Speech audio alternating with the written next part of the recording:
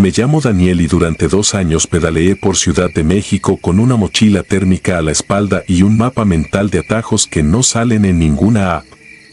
Empecé a repartir en 2021, cuando cerrar cortinas fue la norma y las propinas, un milagro. Aprendí a entrar por calles donde el tránsito se congela, a esquivar puestos, a pasar anónimo entre lonas y bocinas. Creía conocer Tepito lo suficiente para no meter la cabeza donde no me llaman. Me equivoqué. Aquella noche de agosto de 2023 acepté un viaje fuera de la plataforma. Pagaban el doble por un tramo corto entre Circunvalación y Jesús Carranza. El contacto cayó por WhatsApp, número sin foto, mensajes secos, ubicación clavada en un edificio de 3 pisos con fachada mordida por el tiempo. La indicación era subir al segundo nivel y dejar paquete cerrado. Lo tomé como tantos otros, pensando en la renta atrasada y en lo que un billete grande significa cuando los días pesan. Llegué poco antes de las 11. El edificio se alzaba con rejas torcidas y grafiti fresco. No había guardia, ni caseta, ni luz en la escalera, solo el reflejo pálido de una lámpara lejana filtrándose por un ventanal sin vidrio. El portón estaba entornado. Empujé. El olor adentro era una mezcla de humedad y aceite viejo. Los pasos retumbaban como si el lugar tuviera memoria. En el segundo piso, la puerta abierta era la única señal de vida. Crucé el umbral. Un foco pendía sobre una mesa plegable. Un hombre con chamarra negra y gorra baja marcaba algo en su celular. Dejé la bolsa sobre la mesa. Él me miró con un parpadeo nervioso que se repetía como un tic. Me extendió un billete grande sin contar y, sin levantar la voz, empujó hacia mí una bolsa negra sellada con cinta. Tercero, 7, dijo. No añadió nada. No hizo falta. Pesaba poco. No sonaban envases, ni líquidos sueltos, ni cubiertos golpeando plástico. Subí.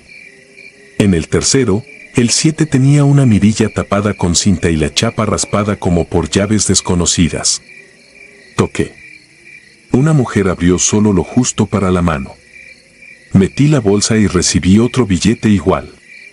La puerta se cerró con prisa, sin palabras, sin preguntas, como si en ese silencio estuviera el trato. Bajé con la garganta seca. En la calle, el aire pegajoso de Eje 1 Norte parecía más denso. Saqué el celular y grabé a lo rápido la fachada, la dirección pintada en la esquina, el portón. No era para subirlo a ningún lado, era mi costumbre desde que un colega no volvió de una entrega. Guardé el video en una carpeta escondida con nombre de recetario. Luego marqué a Yair, que vende celulares a unas cuadras y se sabe los dueños de cada sombra. Le mandé ubicación. Tardó poco en responder, no te quedes.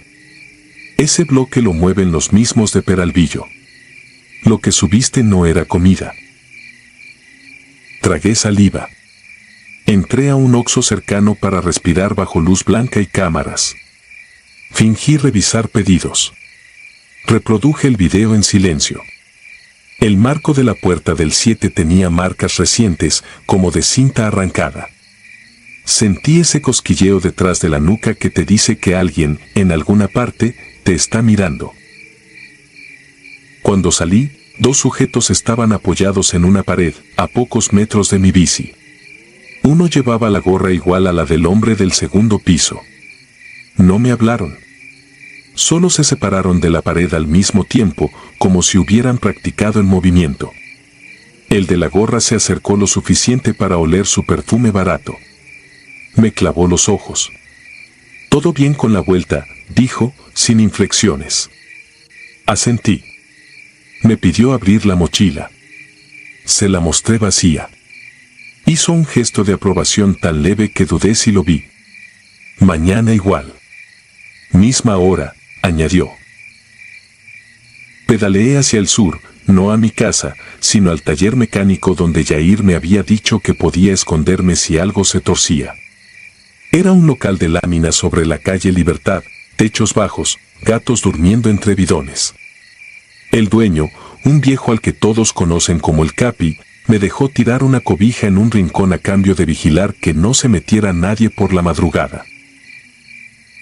Pasé la noche reescribiendo en un cuaderno todo lo que había visto, la entrada, el peso de la bolsa, el olor, los billetes, las miradas. Cambié de chip en un teléfono viejo y subí los videos a una nube que solo abro desde equipos públicos. No soy valiente, soy precavido. Al amanecer, Jair llegó con café y la mirada tensa. Dijo que un primo suyo, funcionario en la fiscalía, podía asomarse a cámaras cercanas.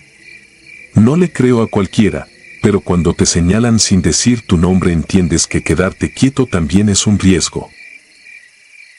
El día se me fue entre talleres y pasos. A media tarde, Jair me mandó un link a un acceso improvisado de cámaras vecinales. Vimos, en bucle, a hombres con guantes bajar cajas negras a un coche sin placas. No corrían. No escondían el rostro. Me invadió una sensación opaca, la de ver algo que no se supone que debas mirar. Grabé la pantalla con mi teléfono y guardé ese archivo como se guarda una respiración antes de sumergirse. Durante 5 días jugué a enfermo. Apagué la app. Cambié rutas. Dormí en el taller, entre aceite y metal, con la bici como cobija más. A ratos sentía un motor estacionado frente al portón que luego no estaba. A ratos escuchaba pasos que se alejaban cuando me acercaba. No estaba inventando, estaba atento. En la madrugada del 4.º día, el Capi me sacudió del hombro. «¿Viste la patrulla?», dijo. Afuera, luces azules rebotaban en las láminas. A 2 calles, el edificio de la entrega tenía su portón abierto y un desfile de chalecos subiendo y bajando. No hubo carreras. No hubo sirenas a todo. Solo bolsas, cajas, una maleta rota con sobres que nadie quiso nombrar. Me notificaron después de que detuvieron a 4.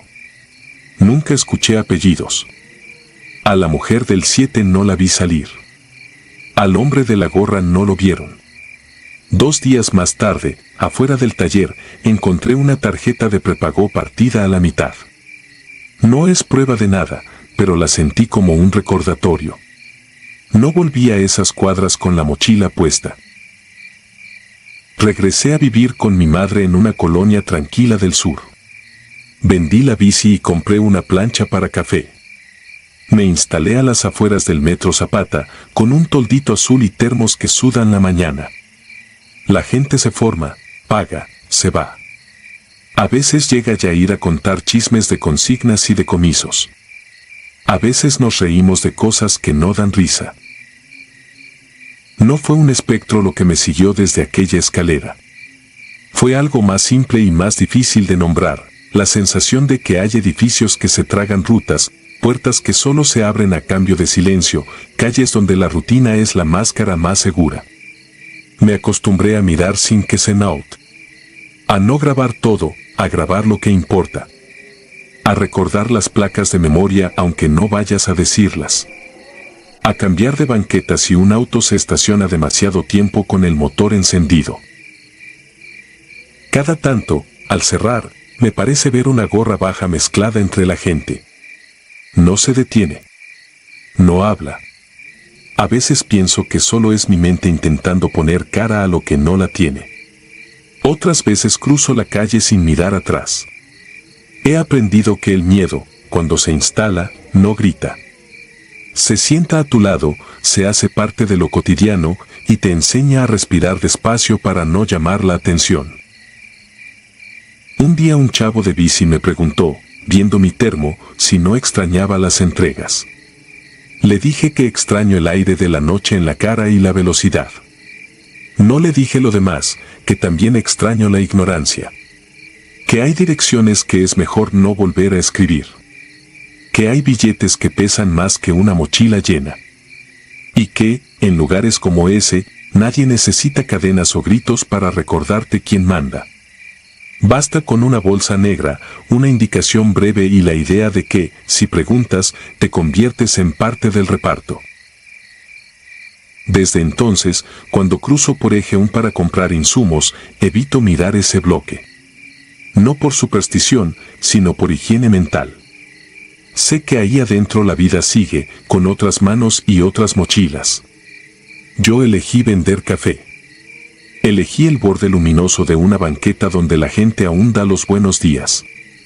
Y, sin embargo, cada vez que el viento golpea la lona y la hace chasquear como puerta mal colgada, vuelvo a oler esa mezcla de humedad y aceite, vuelvo a sentir el billete pegado en la mano, y vuelvo a entender que hay noches que no se terminan aunque el sol esté de frente.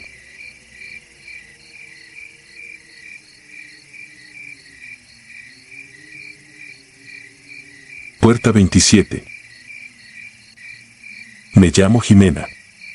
Tengo 36 años y durante casi 2 trabajé en una bodega que da a la calle de Matamoros, a 2 cuadras del mercado.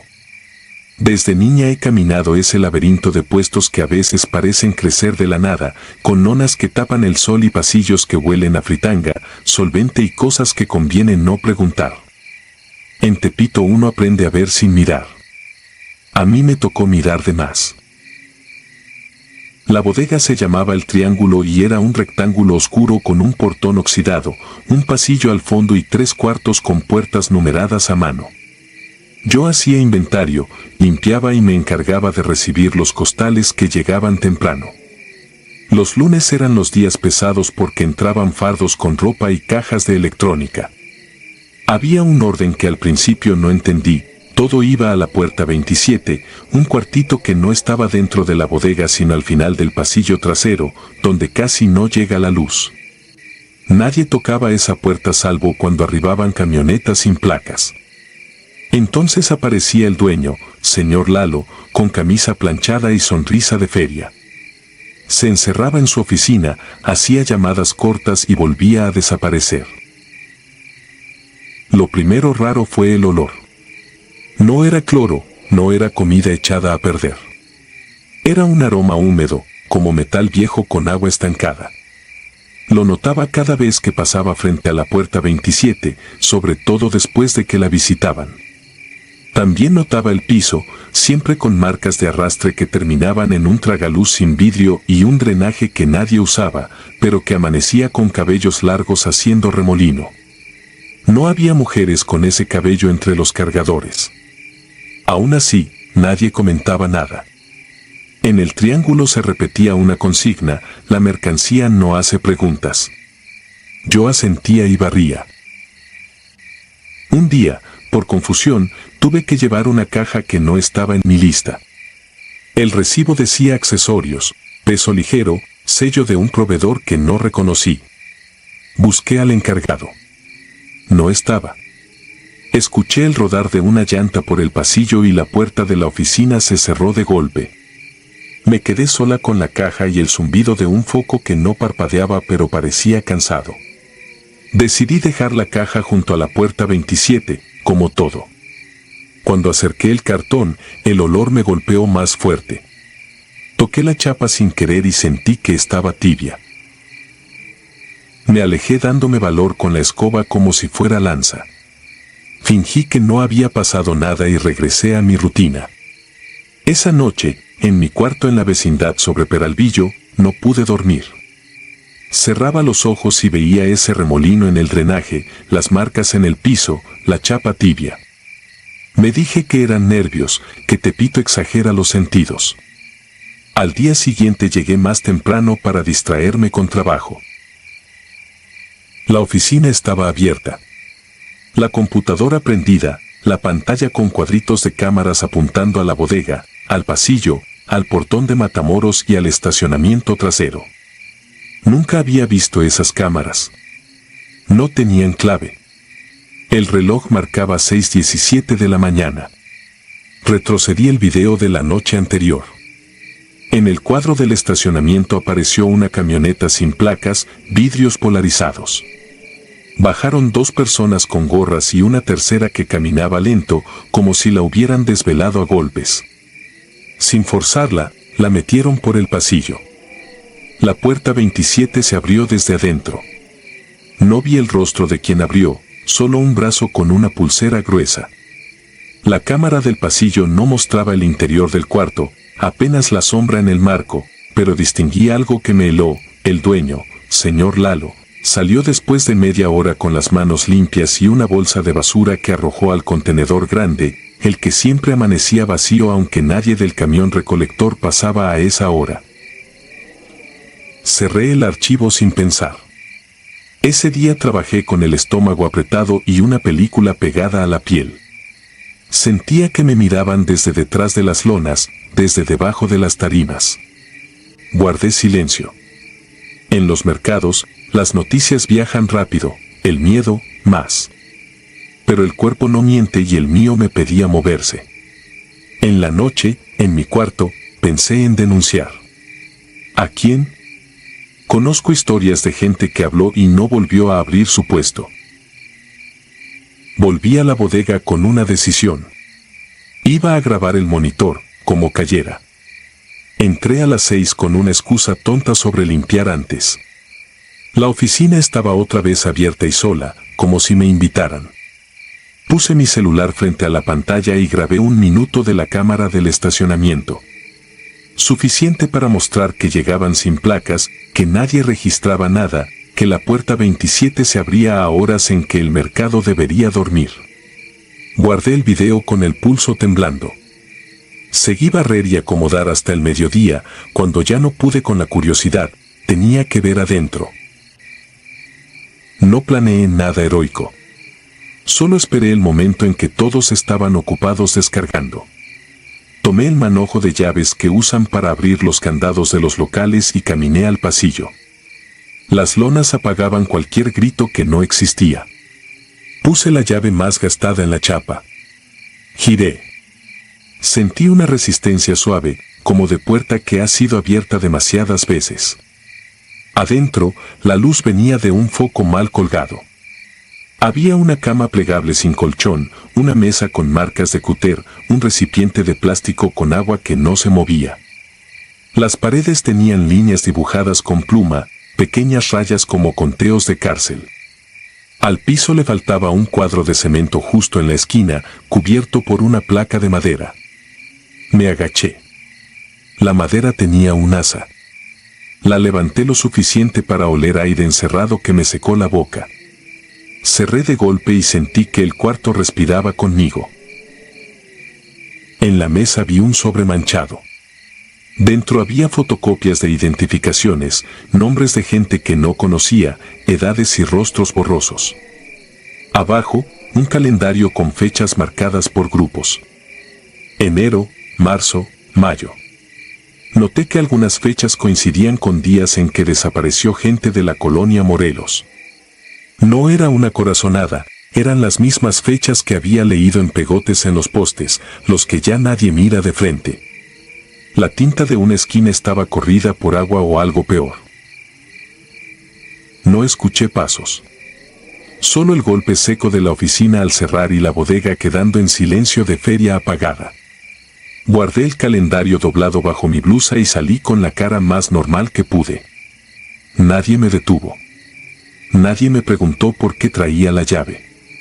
Nadie me quitó la mirada porque nadie me la puso. En Tepito la invisibilidad es un oficio. No renuncié ese día. Lo hice al siguiente, pero antes pasé por la casa de mi prima Eva, que trabaja en una línea de atención para denuncias. No quería arrastrarla a mi miedo, pero sabía que sola no podía. Le dejé el video y el calendario. Anotó todo en un cuaderno sin títulos y me dijo que no volviera a dormir a mi cuarto por unas noches. Me fui con ella y su mamá a un departamento en la colonia Guerrero. Esa noche, cada ruido del edificio parecía un aviso. Cada moto que pasaba me borraba el sueño. 2 semanas después, en una nota corta de internet, leí: aseguran inmueble en la colonia Morelos, investigan vínculos con redes ilícitas. La foto era de un portón que reconocí por los golpes de óxido. No mencionaron nombres. Con los días, el triángulo abrió de nuevo con otro encargado y otra lona pintada. La puerta 27 seguía ahí, sin número, como si no hubiera existido nunca. Yo empecé a limpiar departamentos por mi cuenta en Lindavista. Gano menos, pero respiro mejor. He borrado el video 3 veces y lo he recuperado otras tantas de la nube. A veces lo pongo sin audio, por si acaso. Sé que el miedo también se aprende y que el cuerpo guarda lo que ve incluso cuando la mente quiere tirarlo al contenedor. No sé si alguna persona salió de esa puerta para volver a su casa. No sé cuántos calendarios más existen, cuántas placas de madera esconden el mismo aire detenido. Lo único que sé es que, desde entonces, cuando camino por Matamoros y me llega ese aroma metálico que el viento empuja desde algún lugar, me aparto del pasillo sin mirar atrás. Tepito está vivo, pero hay sitios donde lo que late no es el mercado ni la música ni la voz del vendedor. Es otra cosa que aprende a vivir entre lonas y candados, que baja de camionetas sin placas y se abre paso por puertas numeradas a mano. No quiero convertirme en una rayita más de un calendario escrito con prisa. Por eso escribo esto y lo guardo en 2 partes, una en mi cabeza, otra en el teléfono de Eva. No busco héroes ni culpas.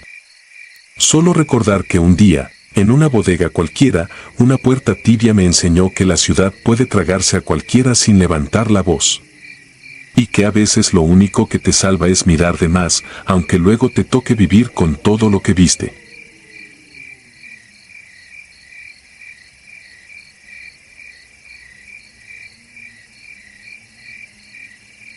Peralvillo, puerta cerrada. Me llamo Alexis. Tenía 21 años cuando entré de chalán a un taller eléctrico sobre Peralvillo, a 2 cuadras del mercado de San Joaquín. No vine a hacerme héroe ni mártir, vine porque necesitaba tirar cables, cambiar alternadores, devolverle corriente a carros cansados y, con eso, pagar la renta de un cuarto que olía a humedad. Tepito no te pregunta quién eres, solo te mide si te sostienes de pie. El taller no era más que una franja de banqueta con techo de lámina, 2 gatos hidráulicos vencidos y una pared improvisada con lonas patrocinadas por marcas piratas. El patrón, al que todos llamaban el Don, rondaba los 60. Camisa metida dentro del pantalón, barriga dura, mirada de quien sabe más de lo que dice. Me enseñó rápido a distinguir un corto por el olor, a escuchar si un motor miente, a cobrar por adelantado cuando el cliente venía con prisa y mirada vidriosa. También me enseñó a no mirar demasiado a la patrulla que pasaba lento a las 2 de la mañana. Había un contenedor gris al fondo, pegado a la barda. Siempre con 3 candados. Herramienta fina, decía. Nunca vi que saliera una sola pinza de ahí. De noche, cuando bajábamos la cortina, el aire se llenaba de vibraciones. No eran voces claras, tampoco animales. Era como si algo se moviera del otro lado del metal, como un golpeteo irregular. Yo me decía que era el viento. En Peralvillo el viento siempre trae preocupaciones. Una tarde llegó un Jetta blanco con golpes en la defensa y placas cubiertas de barro. 3 tipos con chalecos negros bajaron el auto empujándolo, como si evitaran encenderlo. El Don me mandó por refrescos. Los compré y me quedé en la tienda más tiempo de lo necesario. Al volver, el coche ya no estaba. Tomaron grúa, dijo. No quedaban marcas de gato, ni de cadena, ni una gota de aceite. Solo un rastro de agua jabonosa sobre el suelo, como si hubieran lavado a toda prisa. Empecé a dormir mal. Me levantaba con la mandíbula apretada y el recuerdo de un portón que no abría. Una noche, después de cerrar, el Don se fue con la camioneta pick-up. Yo le dije a mi primo, el Yair, que me esperara en la esquina de Mineros con una mochila. De la mochila saqué una camarita con infrarrojo que usábamos para grabarnos en los descensos de bici en la Guerrero. La escondí detrás de un acumulador viejo, apuntando al contenedor gris. Parpadeó. Me persigné sin ganas. Pasó una semana sin nada. El Don abría y cerraba con su misma coreografía de siempre. Arreglábamos luces, limpiábamos estrategias de alarma hechas con cinta. Clientes iban y venían, más nerviosos de lo normal, con fajos de billetes que nunca contábamos frente a ellos. El cuarto día, a eso de las 11:30, escuché la camioneta del Don y otra que no reconocí. Las luces no se detuvieron frente al taller, se estacionaron paralelo a la barda, cubriendo con sombra la puerta trasera del contenedor. Me quedé detrás de las llantas apiladas, con el corazón empujando el estómago. El metal chilló. Alguien abrió los candados. El ruido que salió no fue un grito, tampoco un lamento. Fue algo más apagado, tosco, una respiración cortada. 2 hombres arrastraron a un tercero con la cara cubierta por una bolsa. Lo subieron a la otra camioneta. El Don habló poco. Falta, dijo. Mañana. No me moví. Cuando el silencio se acomodó otra vez, fui por la camarita. El foquito seguía prendido. En mi cuarto, la puse a cargar y me senté en el piso. Vi el video 3 veces. No había duda. No tenían miedo de ser vistos. Tenían la costumbre de quien lo ha hecho antes.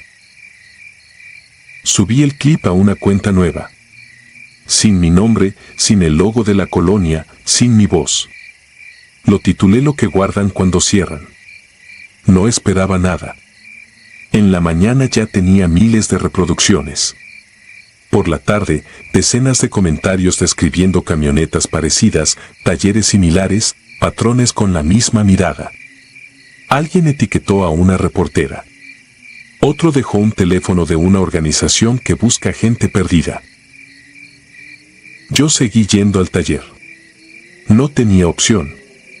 El Don me llevó a comprar tamales en el descanso de las 11. Me habló de fútbol, de la lluvia que no llegaba, del precio de la gasolina. No mencionó el contenedor. No preguntó por mis ojeras. Me dio un golpe suave en el hombro y me dijo que el sábado habría chamba buena. Esa noche me llamaron de un número desconocido. Tenemos registros de personas desaparecidas en su zona, dijo una voz femenina. Creemos que su video es útil. No vaya mañana. Le conseguimos un lugar donde quedarse unos días. Guardé lo indispensable, la credencial de la escuela abierta, una sudadera, las fotos de mi madre cuando aún reía. Dormí en el piso de un refugio en Nesa con 6 desconocidos que también sabían que mirar puede costar caro. El sábado hubo movimiento. Me contaron después, vieron camionetas sin logos, gente con chalecos que no se ven en la tele, entradas coordinadas. No apareció en noticieros de horario estelar. Solo en portales que pocos leen. Allá adentro encontraron cosas. Unas personas aún respiraban, otras no supe. Aparecieron listas escritas a mano con nombres y deudas y fechas. El Don, esposado, miraba al suelo. No me alegré. Solo sentí un vacío tan lento que daba náusea. Volví a Peralvillo un mes después, con una gorra y el cubrebocas aún en el bolsillo, costumbre que me quedó de los años recientes. El taller ya no existía. Donde estaban nuestras lonas, alguien pintó un mural de un boxeador conocido. El contenedor gris no estaba. En su lugar quedaba la marca de óxido impresa en la barda y, arriba, una sombra más clara como si la intemperie no hubiera alcanzado a currársela. El suelo tenía parches de cemento nuevo, lisos, sin grietas. Parecía un borrón. Caminé hacia Mineros y Libertad. Pasé por un puesto de tacos nuevo. También por un negocio de celulares. La vida había seguido su marcha de feria mal armada. Me temblaron las manos. Me dio vergüenza. No por miedo a que me vieran, por el recuerdo de que la calle traga todo sin hacer espuma. Conseguí chamba en un taller de Iztapalapa. El dueño habla poco y no fuma. A veces me deja solo a medianoche. Me quedo barriendo, acomodando piezas, revisando que el gato no baje. Hay noches en las que el barrio parece tierno, el eco de una cumbia perdida, una carcajada que no amenaza, el ulular de una ambulancia que no se detiene aquí. Apago las luces una por una y cierro con calma. Y sin embargo, al jalar la última cadena, mi cuerpo recuerda. Siento el tirón del metal, el golpe sordo que viene de una bodega vacía, la respiración contenida de alguien que aún no entiendo si pedía ayuda o pedía que nadie la escuchara. No uso esas palabras que hacen poético el miedo. Aquí la poesía no paga. Aquí el terror huele a cloro barato y a grasa vieja. No conté esto para que me aplaudan. Lo escribo para que quede. En Tepito se aprende a convivir con el riesgo hasta que se te mete a las uñas. Yo aprendí a mirar la ciudad como un tablero donde algunos mueven piezas que jamás veremos. Hay quien dirá que exagero. Que en todas partes pasan cosas. Es verdad. Solo que aquí la noche tiene oficio y no perdona descuidos. A veces, cuando camino por Peralvillo, me parece ver la camioneta blanca que se estacionaba paralelo a la barda. No es la misma, lo sé, pero el cuerpo recuerda la forma. A veces un cliente llega con prisa, con billetes arrugados, con mirada vidriosa. Hago lo mío. Cobro. Entrego. Y me repito que yo no puedo salvar a nadie. Que ya hice bastante. Que no me toca. Pero en ciertos amaneceres, cuando regreso en pecero y el cielo apenas cambia, me viene una certeza dura: el contenedor gris no desapareció. Solo aprendió otro nombre, se pintó de otro color, se movió 3 cuadras más allá. La ciudad es buena para eso, para reciclar sus secretos. Y yo, que alguna vez quise ser invisible, terminé siendo testigo. Si estás leyendo esto porque buscaste historias de miedo, te advierto, en lugares como este el horror no necesita túneles ni leyendas. Vive a la vista. Cobra en efectivo. Te mira desde una barda limpia donde ayer había lámina. Y cuando crees que ya pasó, regresa con la misma calma con la que se apagan las luces de un taller. Una por una, hasta que solo queda el portón. Y del otro lado, algo que no conoces, esperando a que alguien vuelva a abrir.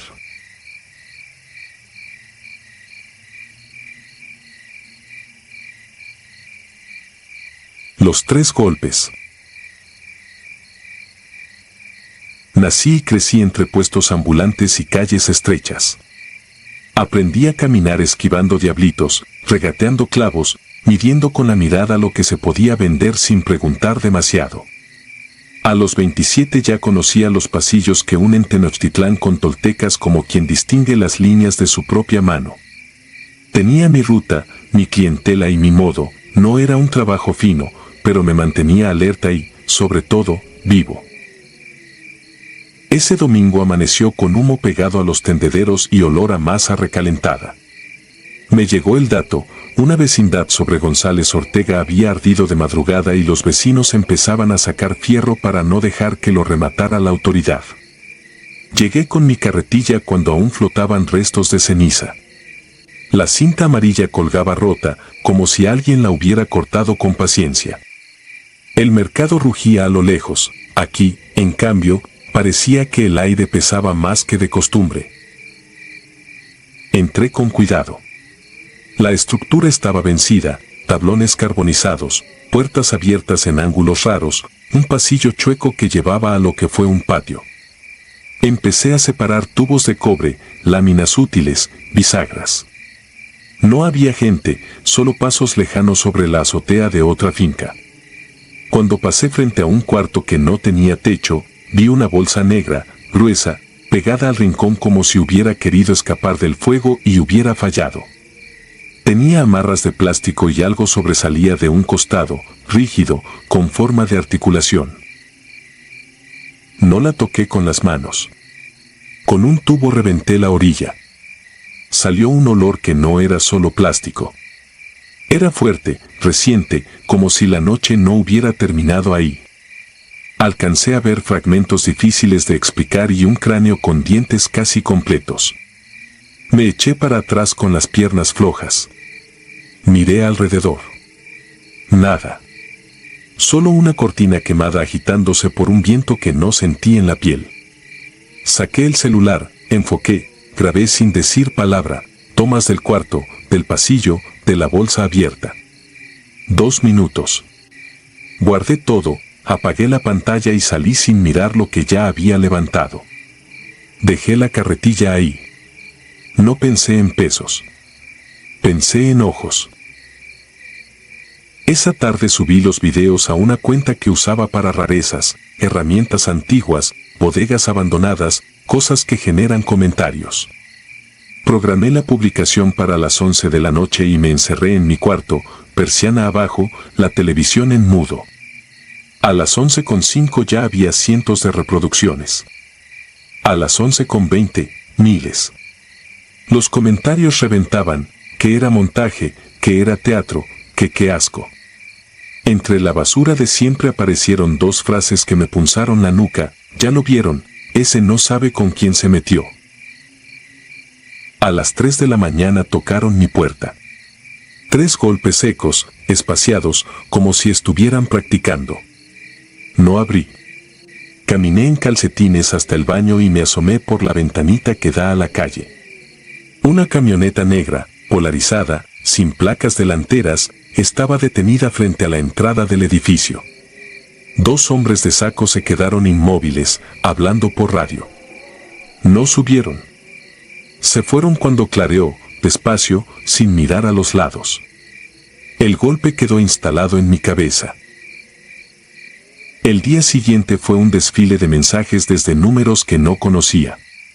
Primero bájale, después una fotografía tomada desde la esquina donde yo suelo vender, luego otra en el metro Lagunilla, mi cara desenfocada detrás de un puesto de películas. Ya sabemos quién eres. Hoy borras todo. Intenté contactar a un reportero que alguna vez me compró una historia menor, no contestó. Subí capturas a otra cuenta, la bajaron por actividad inusual. Empecé a sentir que el mundo se me hacía más chico que un pasillo al final del tianguis. Fui a buscar a quien me había soplado la dirección, un viejo que se ponía con refacciones usadas y piezas de bicicleta. No estaba. Su puesto cerrado, lona amarrada con doble nudo.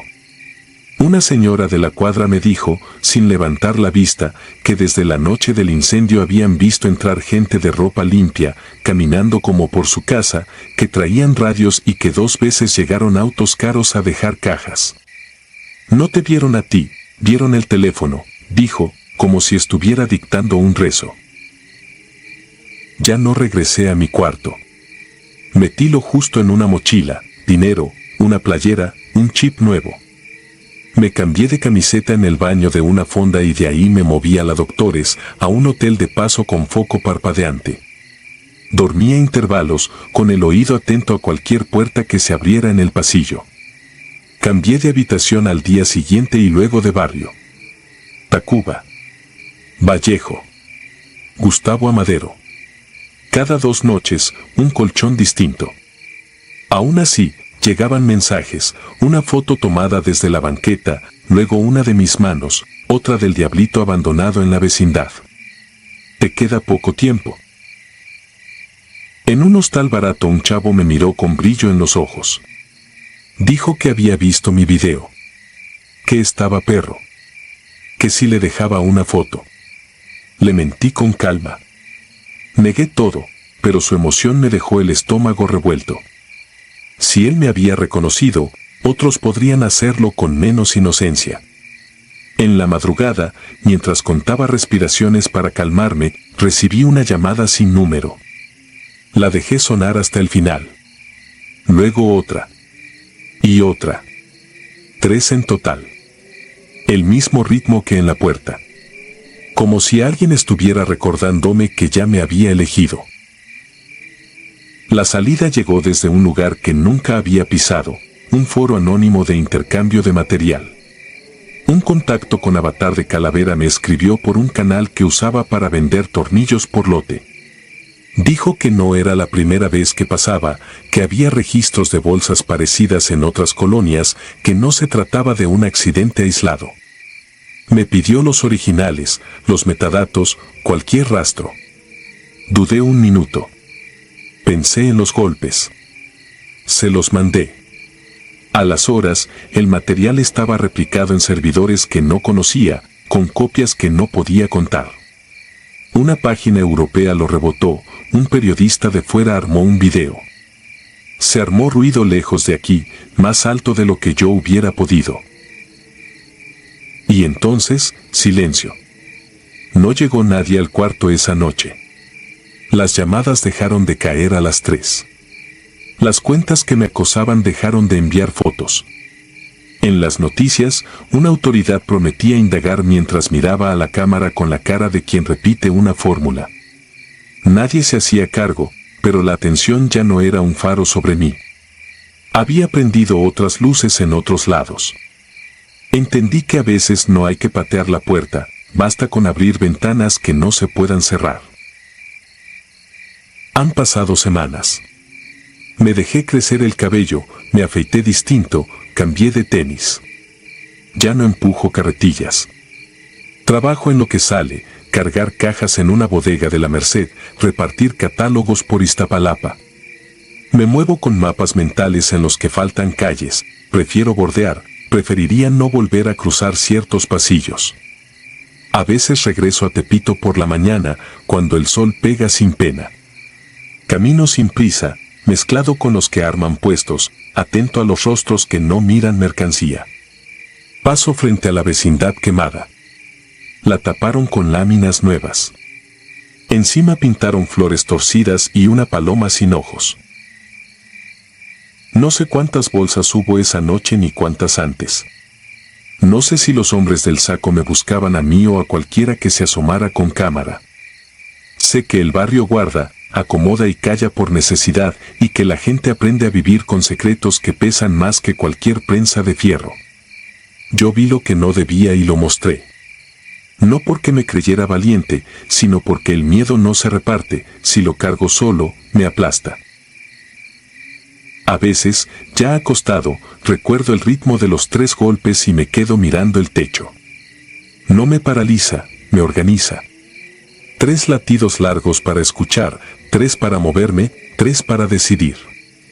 El mercado ruge de nuevo en mi cabeza, como si estuviera ahí, con la espalda mojada por el sudor y el olor a aceite viejo. No sé si hice lo correcto. Sé que, si vuelven, no tocarán con calma. Tepito no perdona a los lentos. Yo aprendí a correr sin hacer ruido. Y si hoy respiro es porque, aunque no sepan mi nombre, el video ya no es mío, es de todos los que cruzan esos pasillos con la mirada en el piso y el oído en la esquina. Hay cosas que no se deberían ver. Peor aún, hay cosas que, vistas, no se pueden olvidar. Yo elegí no olvidar. Y con eso, elegí que los 3 golpes no fueran el final.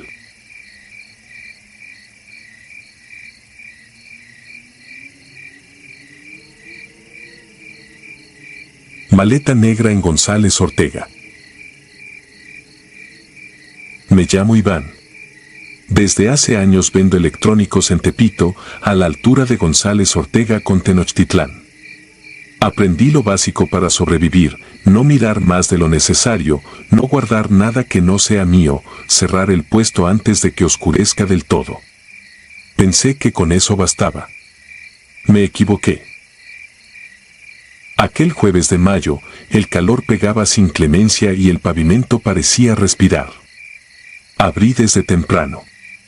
Llegaron los de siempre, el chavo que busca un cable que ni conoce, la señora que pregunta por pilas como si fuera oro, el señor que jura que su teléfono solo tiene un detalle cuando está destrozado.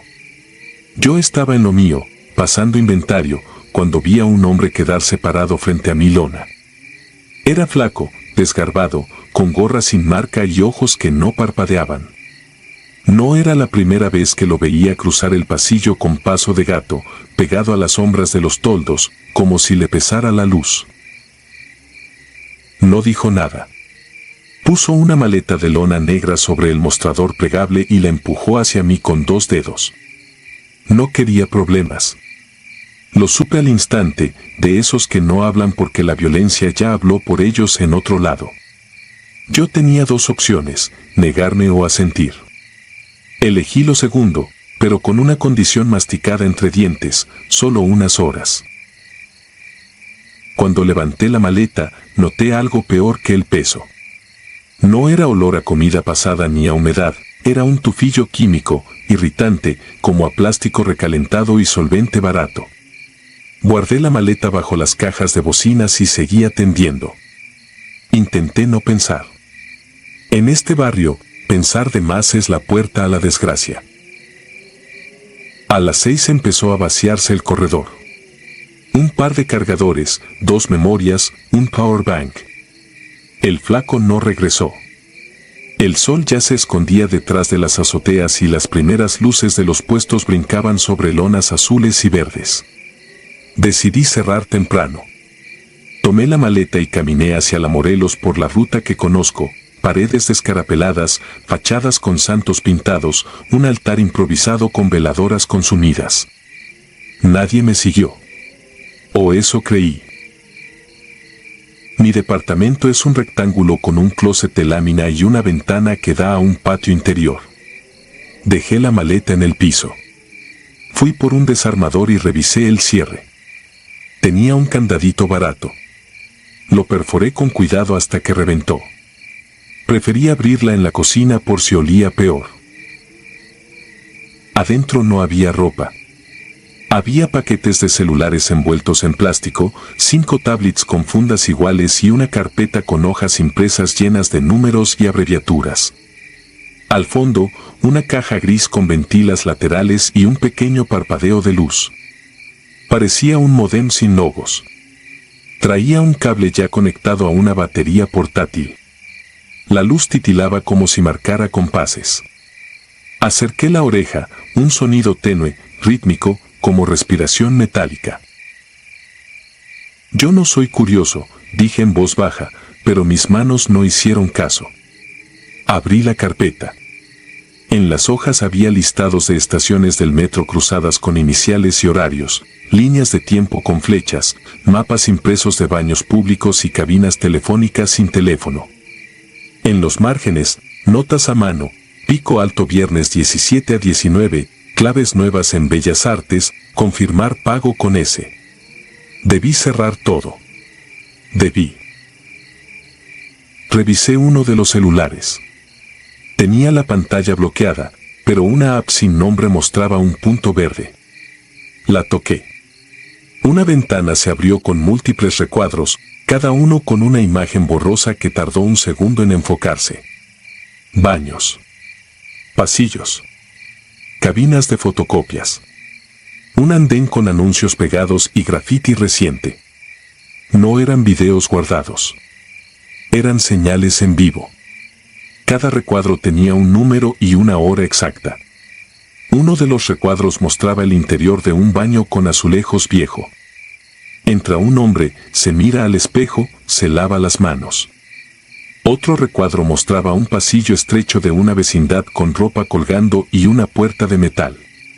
Otro, un local con vitrinas donde alguien contaba billetes. Yo no conocía esos sitios por dentro, pero reconocía esos tonos de luz y esa vibración en el aire. Era Tepito, era el centro, era mi ruta. La caja gris vibró un poco. Cambié de recuadro. En uno, la imagen dio un salto y apareció un cuarto sin ventanas, con una mesa, 2 sillas, un ventilador detenido y en el piso, tendidos, 2 cuerpos inmóviles envueltos como paquetes, cara tapada con cinta industrial. Me alejé de golpe. Cerré la app. El corazón me golpeaba en las costillas. Dejé el teléfono sobre la mesa como si quemara. No hubo tiempo de pensar. Alguien golpeó mi puerta con los nudillos, firme, sin prisa. No preguntaron. Solo esperaron. El pasillo olía a cigarro frío. Fingí que no estaba. El golpe se repitió, esta vez lento, casi amable. No abrí. Pasaron 2 minutos.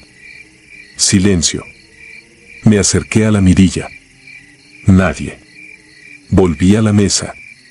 El celular tenía una notificación, devuélvela en la taquería de siempre. Medianoche. Debajo, Una ubicación que conocía demasiado, el local que abre solo en la mañana, con plancha metálica que al anochecer se vuelve espejo de sombras.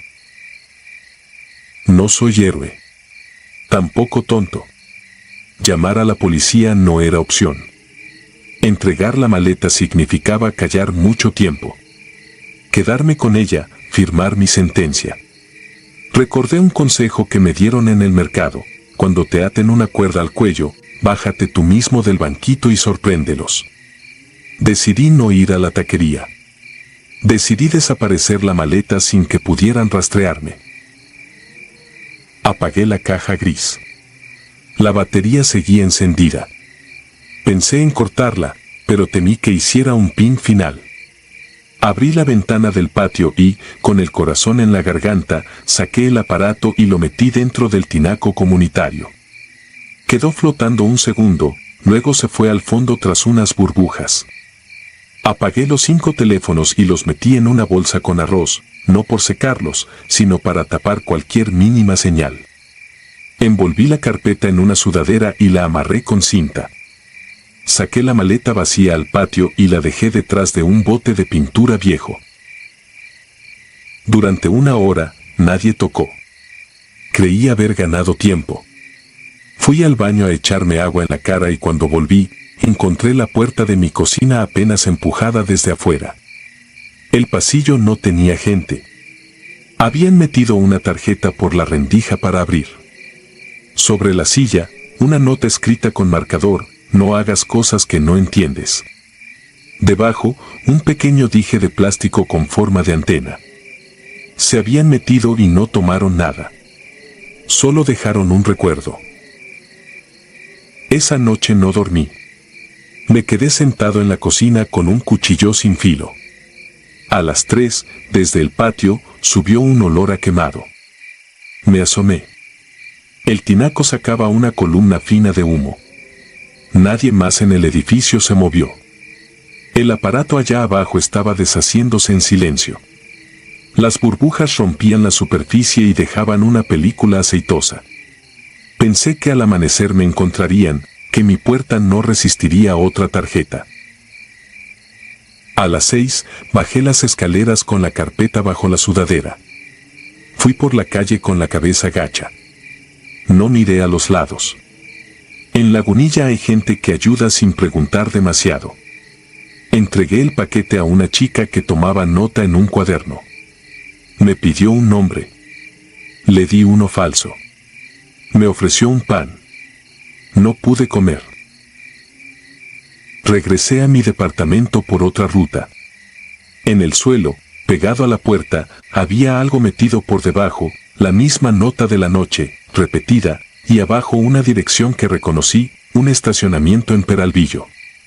Hoy, 19. No fui. No salí en 2 días. El cuarto parecía encoger, el ruido del mercado llegaba apagado por las paredes.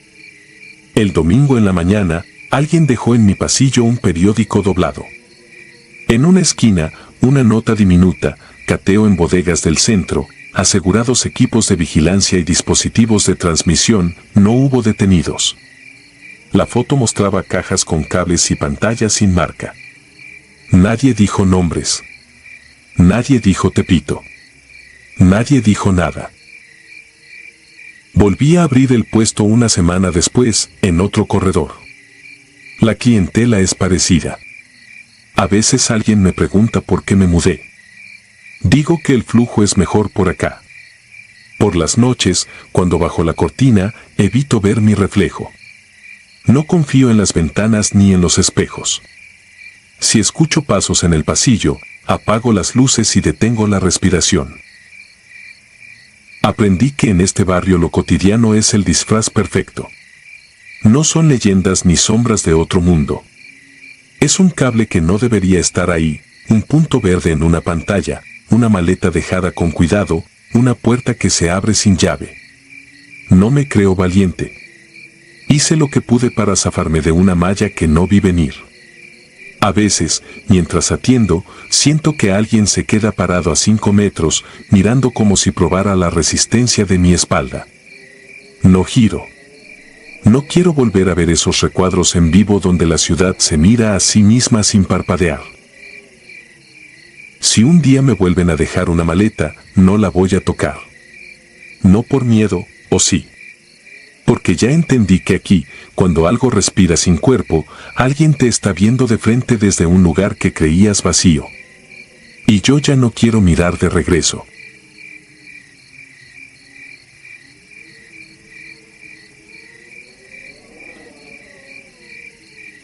La puerta de los candados.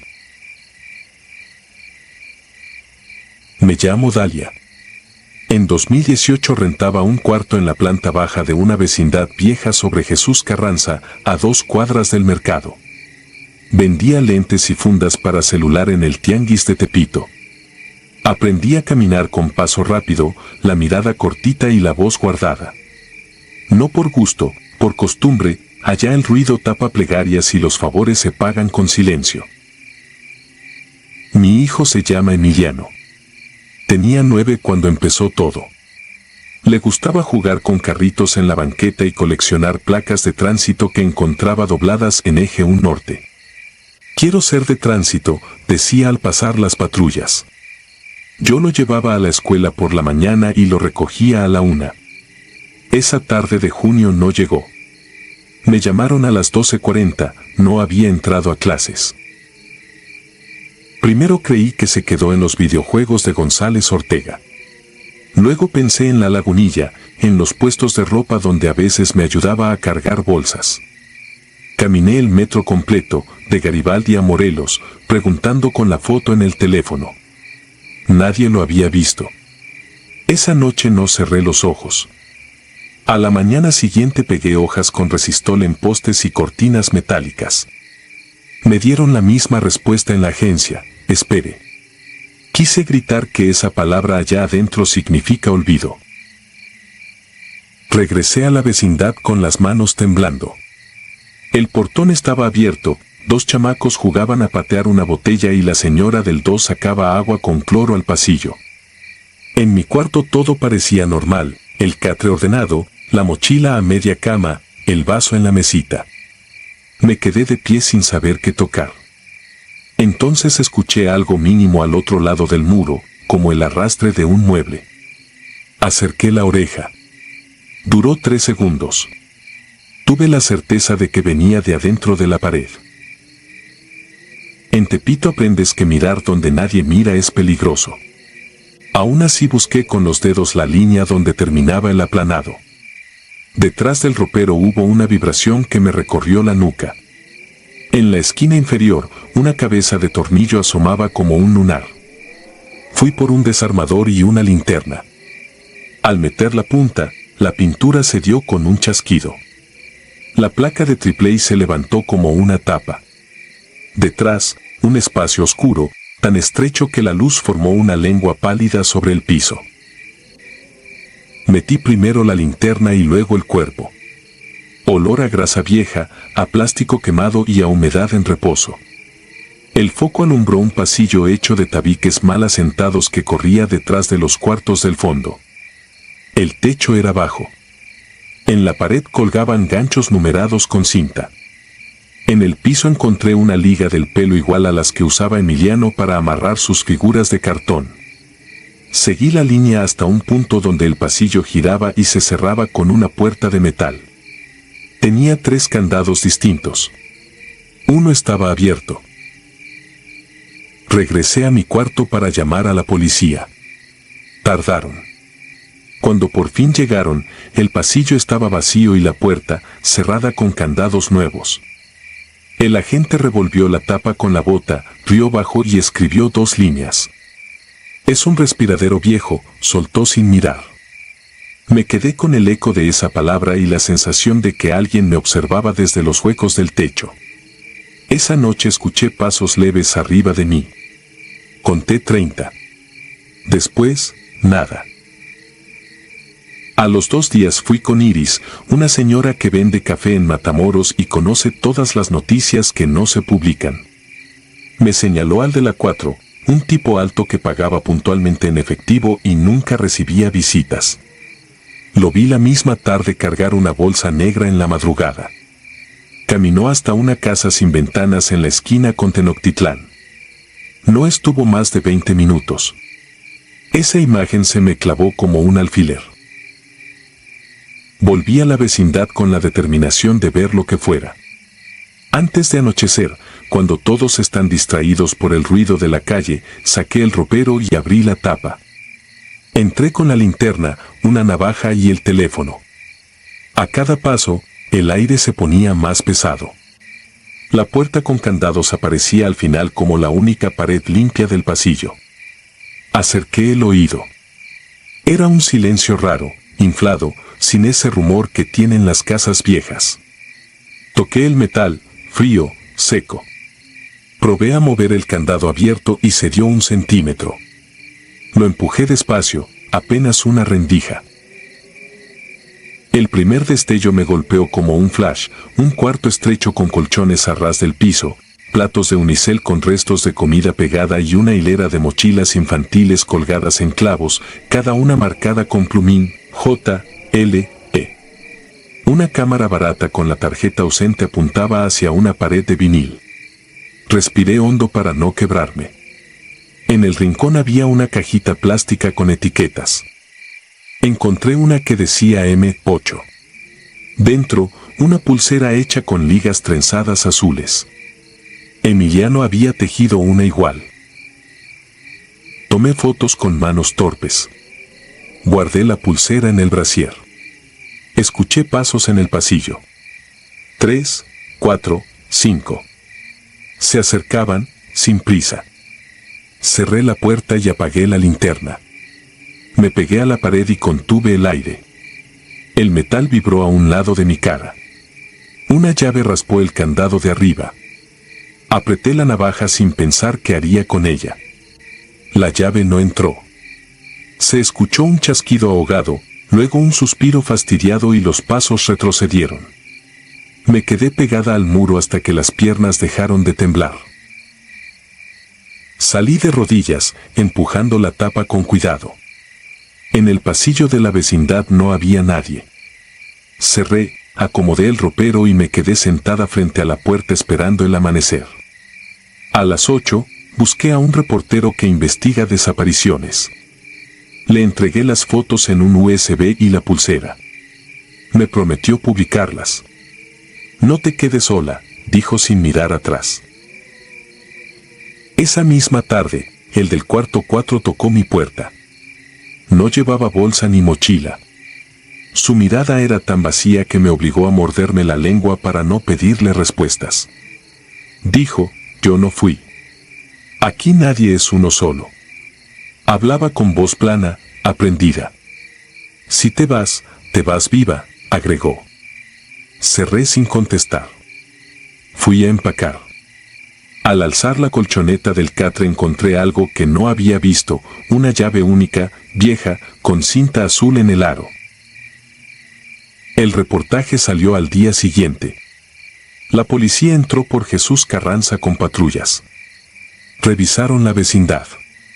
Hallaron los colchones, las mochilas, los platos. No encontraron la cámara ni los cuadernos.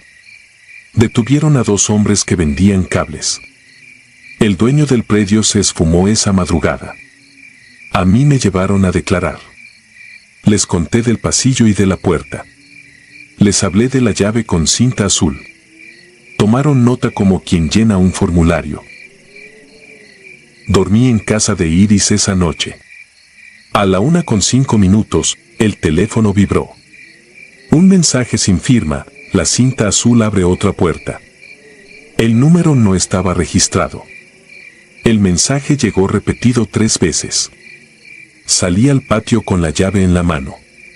El cielo estaba limón pálido sobre los techos. Pensé en volver, en buscar todas las paredes falsas de la vecindad, en romper cada pedazo de yeso. Pero el miedo a vivir ahí otro día me ganó. Iris me puso una chamarra sobre los hombros y se sentó a mi lado hasta que el sol entró por los tendederos. Me mudé a Iztapalapa con ayuda de una asociación de madres buscadoras. Llevé conmigo la llave y la pulsera. Empecé a trabajar en otro tianguis, más lejos, vendiendo lo mismo. El cuerpo aprende a funcionar sin dormir. A veces el sueño se corta como si alguien me jalara del pelo. Otras, despierto escuchando el choque de un candado contra metal, corto, seco, idéntico al sonido de esa noche. Abro los ojos y estoy convencida de que en la pared, detrás del ropero que ahora no existe, alguien está esperando. Volví una sola vez. Fue un domingo por la tarde. La puerta de la vecindad estaba pintada de nuevo y había un letrero de se renta. Dentro, todo parecía limpio, como si lavaran la memoria con cloro. Fui directo a mi antiguo cuarto. El nuevo inquilino me dejó pasar sin preguntas. Moví el mueble por inercia. No había tapa, ni tornillos, ni marcas. Solo una mancha más clara. Saqué la llave y la sostuve frente a la pared. La cinta azul había perdido color. Por un momento creí sentir el tirón suave de un aire que venía de otra parte. No sé dónde está Emiliano. He aprendido a vivir con esa herida sin nombre. Sigo llamando a números que cambian. Me llegan mensajes a deshoras, no vuelvas, ya basta, hay más. En mis manos la llave pesa como un ancla. A veces la pongo sobre la mesa y me quedo mirándola hasta que el corazón baja su golpe. Otras, la aprieto hasta que el metal me deja la marca. Una noche de enero, alguien tocó mi puerta aquí en Iztapalapa. Al abrir, no había nadie. A mis pies, una bolsa transparente. Dentro, una tarjeta de memoria y un papelito doblado 3 veces. Lo abrí con dedos entumidos. Tenía números de calle y una hora que ya había pasado. Metí la tarjeta en el teléfono. No había video, solo audio, pasos finos, un niño que juega con las ruedas de un carrito y una risa que reconocí sin querer. Dura 8 segundos. Lo he escuchado 100 veces. Cada vez termino en el piso con la frente contra las rodillas, diciéndome que mañana vuelvo, que si no abro la puerta correcta esta ciudad terminará de tragarse a mi hijo y a mí. No sé si la llave abre algo en Tepito o una puerta que solo existe en mi cabeza. Lo que sé es que esa puerta está aquí, todos los días, en cualquier pared. Y que cuando el metal suena, cuando las 3 letras marcadas con plumín se juntan en mi memoria como un foco encendido, yo vuelvo a entrar al pasillo, a ese aire inmóvil, con la linterna en una mano, la navaja inútil en la otra y la esperanza caminando adelante, aunque no vea nada. Porque lo único más duro que este miedo es la certeza de que debo abrirla. Y escuchar, con el temblor del mundo detenido, si del otro lado alguien aún me llama por mi nombre.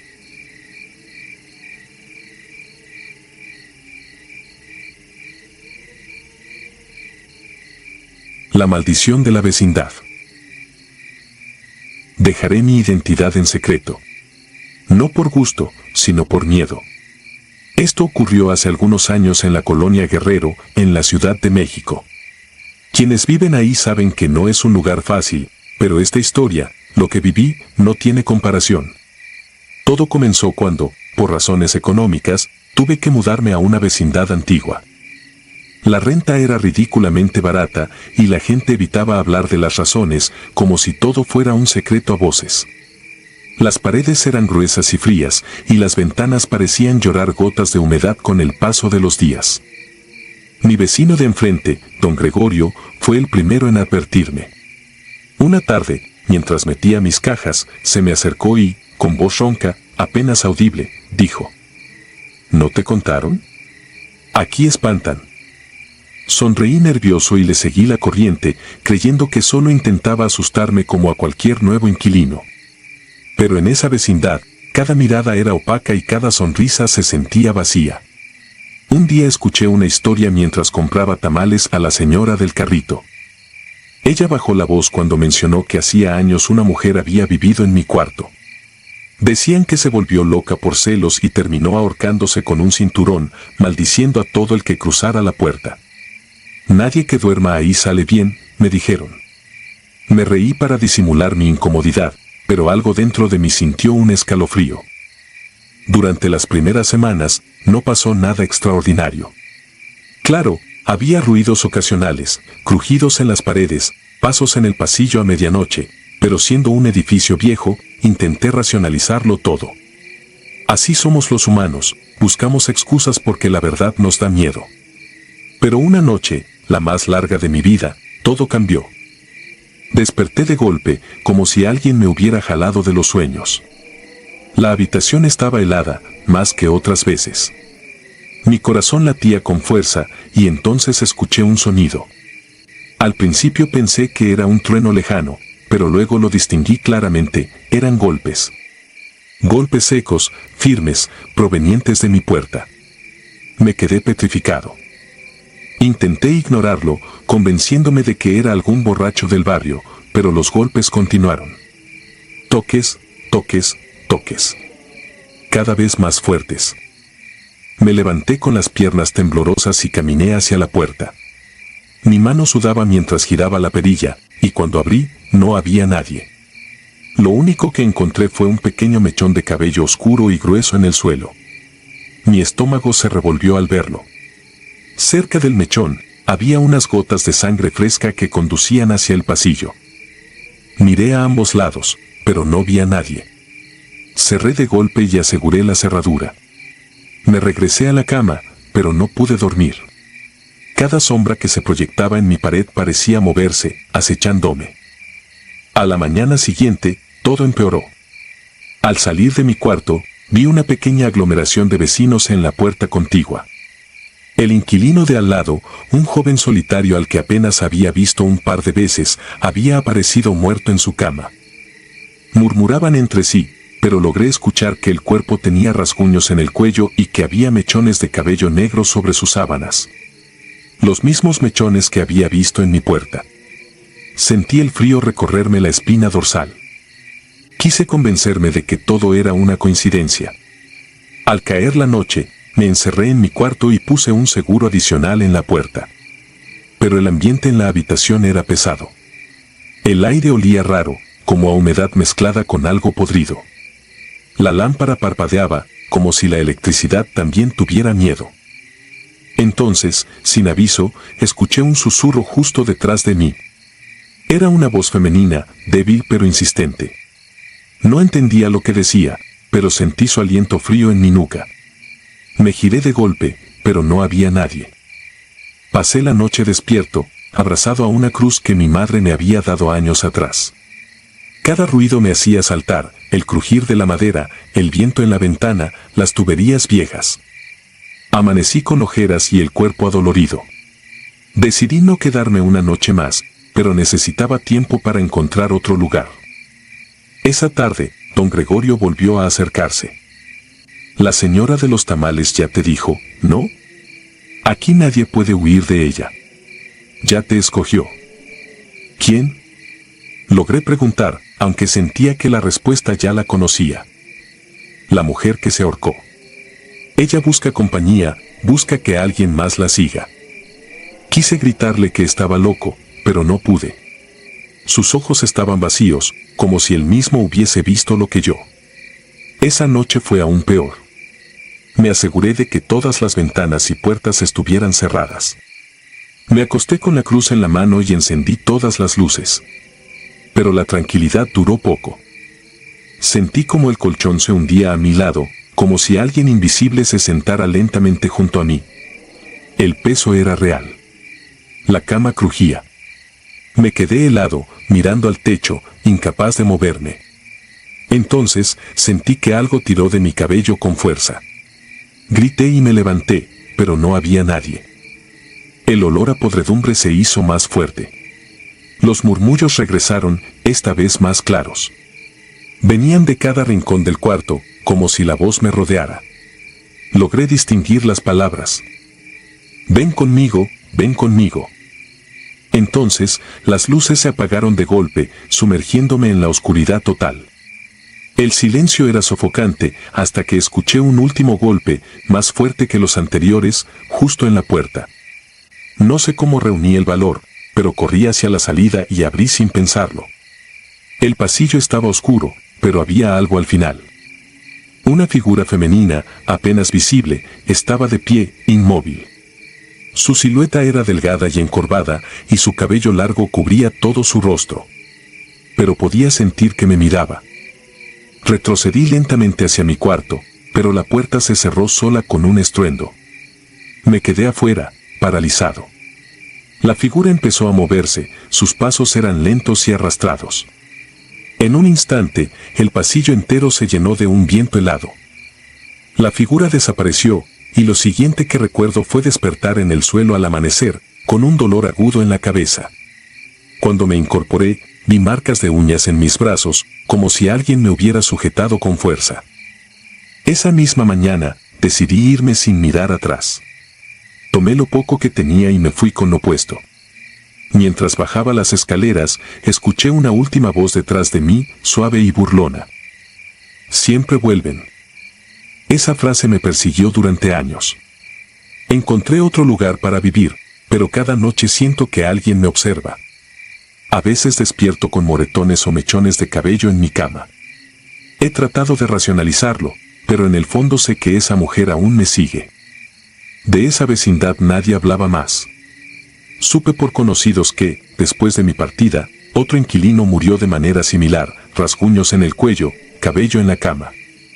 La colonia Guerrero guarda secretos, pero algunos son demasiado oscuros para ser contados. Si alguien te dice que hay una maldición en un lugar, créelo. Créelo antes de que sea demasiado tarde.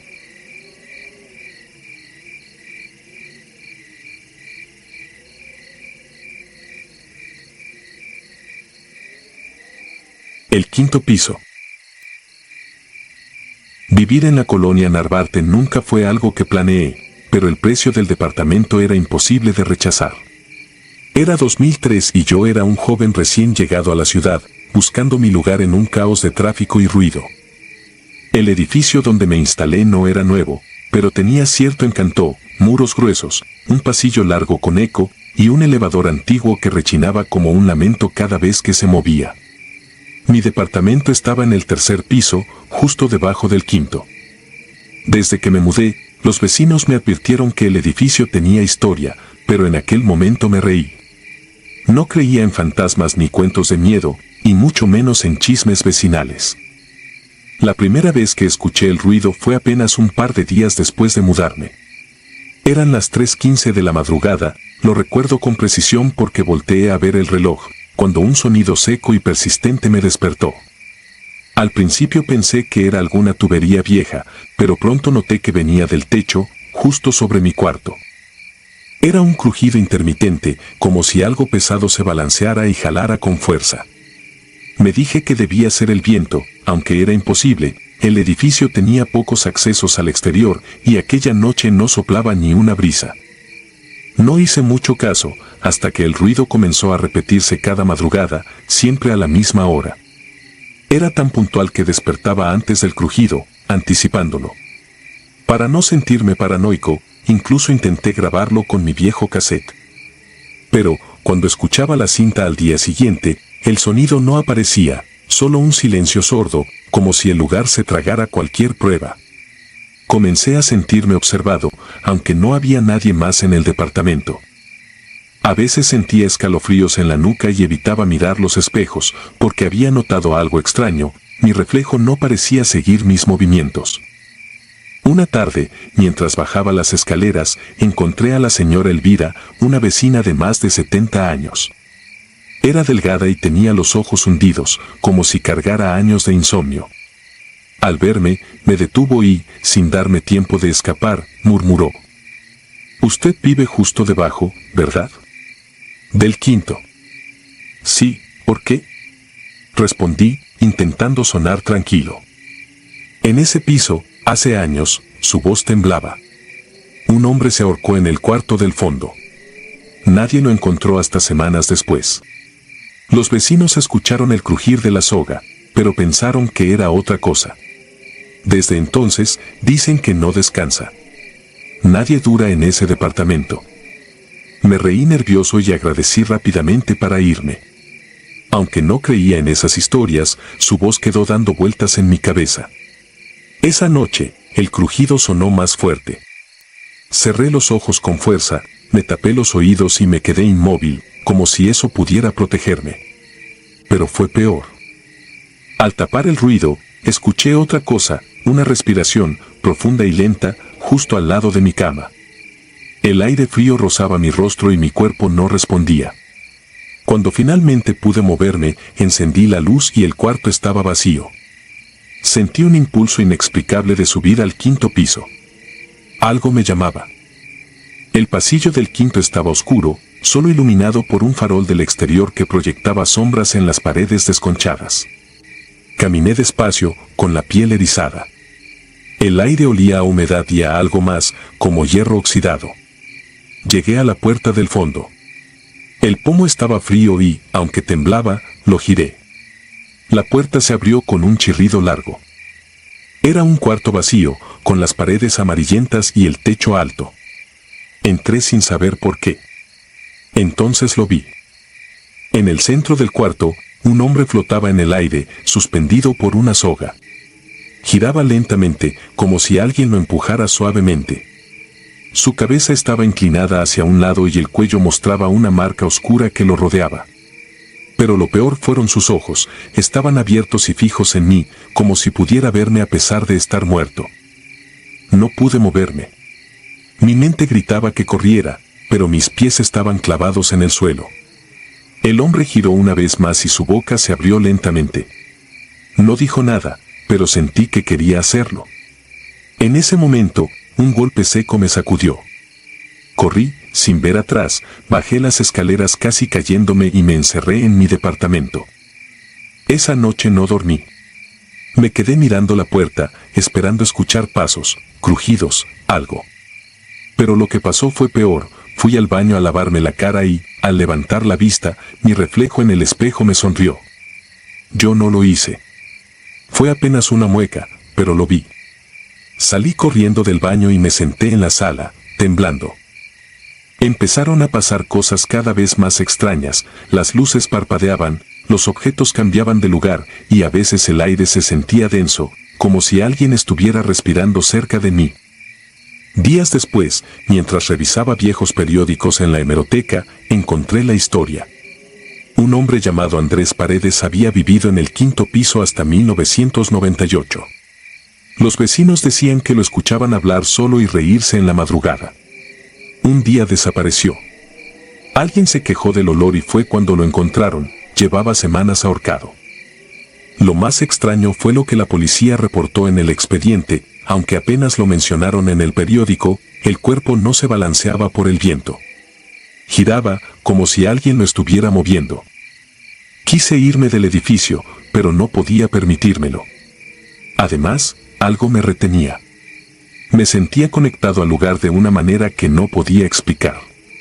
Las noches se hicieron insoportables. Ahora no solo escuchaba el crujir de la soga, sentía que alguien se sentaba en el borde de mi cama. A veces despertaba con moretones en los brazos, como si alguien me hubiera sujetado con fuerza. Empecé a evitar los espejos. Sabía que algo andaba mal cuando, un día, una vecina me saludó en las escaleras con un ¿cómo está? Ayer lo vi en el 5.º piso, mirando por la ventana. ¿Qué hacía allá tan tarde? Yo no había subido al 5.º desde aquella noche. Entonces todo comenzó a desmoronarse. Una madrugada, desperté con el ruido más fuerte que nunca. El crujir resonaba en mi cabeza como un eco interminable. Me senté en la cama, paralizado. Sentí algo detrás de mí y, en un impulso, giré la cabeza. Ahí estaba. El hombre del 5.º piso, de pie a mi lado, mirándome con aquellos ojos vacíos. Su boca estaba abierta en una sonrisa macabra. No sé cómo, pero corrí hasta el baño. Cerré la puerta y me quedé ahí, llorando como un niño. Miré el espejo por inercia, y ahí estaba mi reflejo, sonriendo de oreja a oreja. Yo estaba gritando, pero mi reflejo no hacía ruido. Ese fue el último día que estuve en ese edificio. A la mañana siguiente empaqué lo poco que tenía y salí corriendo, sin mirar atrás. Dejé todo, muebles, ropa, hasta mi depósito. Me fui con lo puesto, convencido de que si pasaba otra noche allí, no saldría vivo. Durante años intenté olvidar, pero la imagen de aquel hombre girando lentamente en el aire sigue persiguiéndome. A veces, cuando estoy solo en mi casa, siento que alguien me observa. Evito los espejos, porque cada tanto, cuando me distraigo y me atrevo a mirarlos, veo mi reflejo sonriendo. Una sonrisa amplia, forzada, como si algo más habitara ahí conmigo.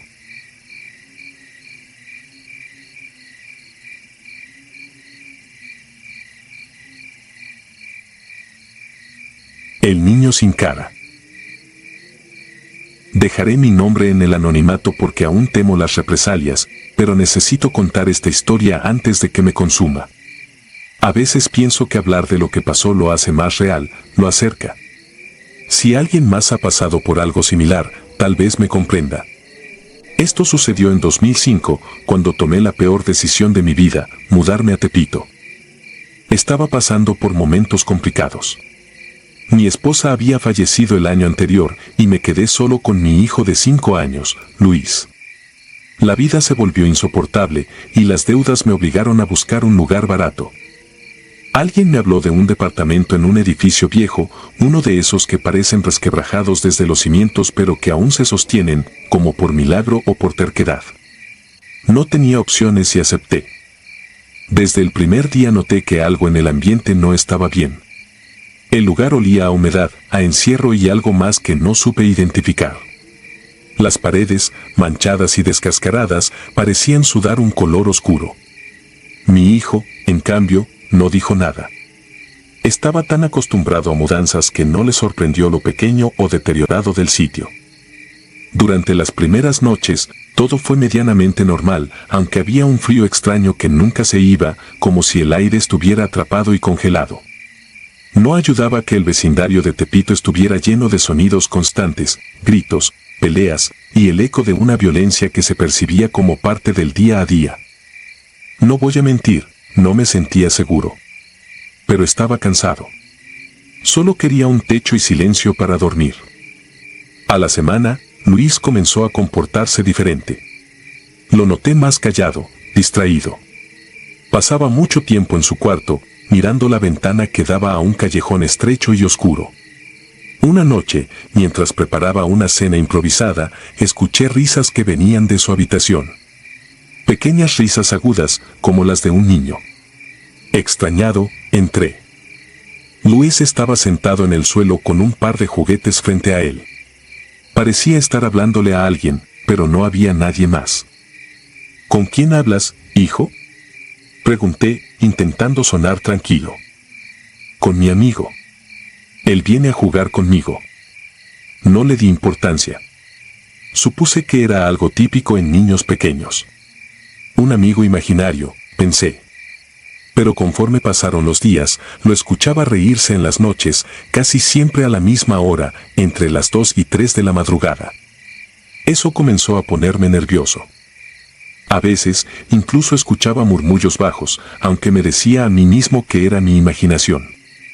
Una noche en particular, algo cambió. Me desperté abruptamente. No sé qué fue lo que me alarmó al principio, pero había una sensación opresiva en el aire. Escuché de nuevo risas que provenían del cuarto de Luis, pero esta vez no eran simples risas, sonaban huecas, como si vinieran desde un lugar lejano, pero al mismo tiempo estaban ahí.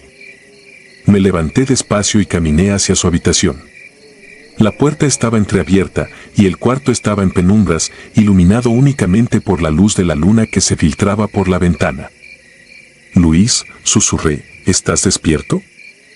Lo vi sentado en la cama, pero algo más captó mi atención. Frente a la ventana, había un niño parado, de espaldas.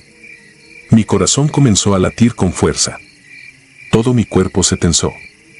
Intenté razonar, buscar una explicación lógica. Tal vez era algún niño de la calle que había subido al edificio. Pero, ¿cómo? ¿Por qué? ¿Quién es él? Logré preguntar, aunque mi voz salió apenas como un murmullo. Luis volteó a verme con una expresión neutra, como si nada raro estuviera pasando. Es mi amigo, respondió, el niño sin cara.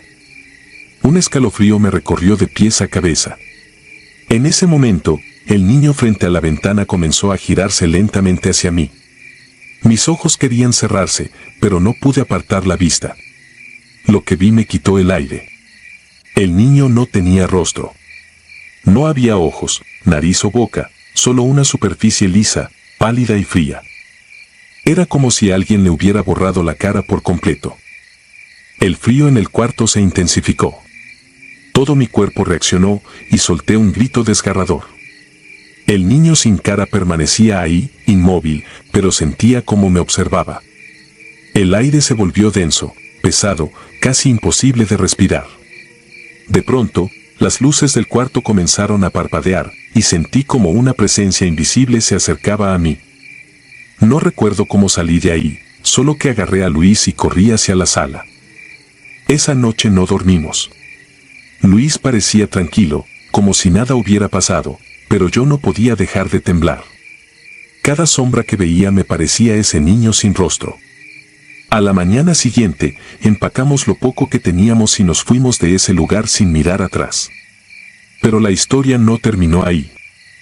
Los días siguientes en nuestro nuevo hogar fueron apenas un alivio momentáneo. Luis seguía mencionando a su amigo. Me decía que lo visitaba en sueños, que se paraba junto a su cama y que no hacía nada, solo lo miraba.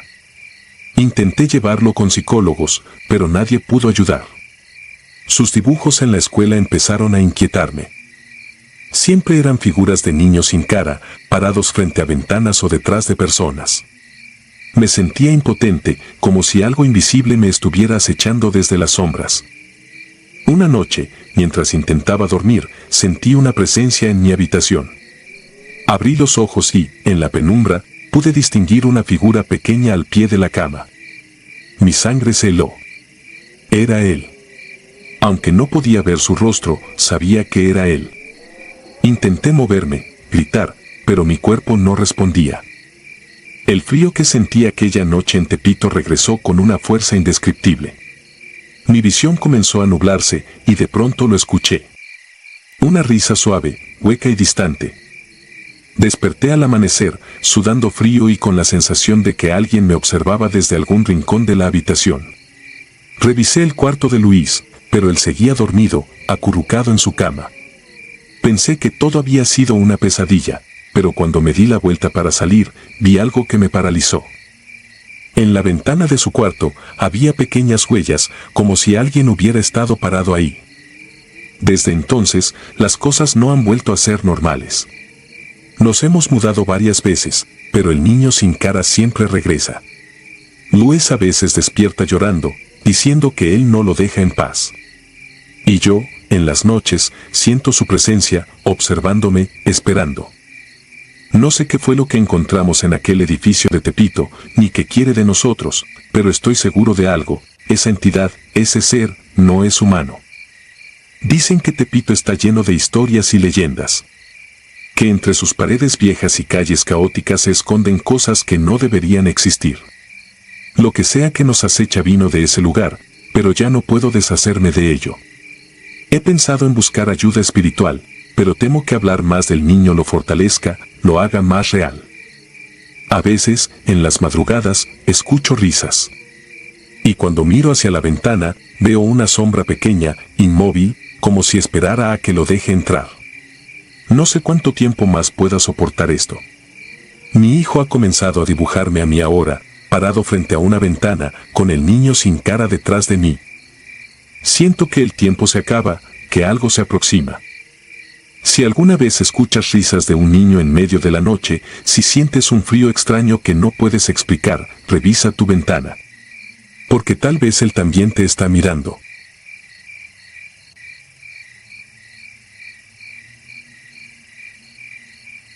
Si te gustaron estos relatos, regálanos tu like y déjanos tu comentario, y no olvides suscribirte al canal para que sigas recibiendo las notificaciones de los próximos relatos.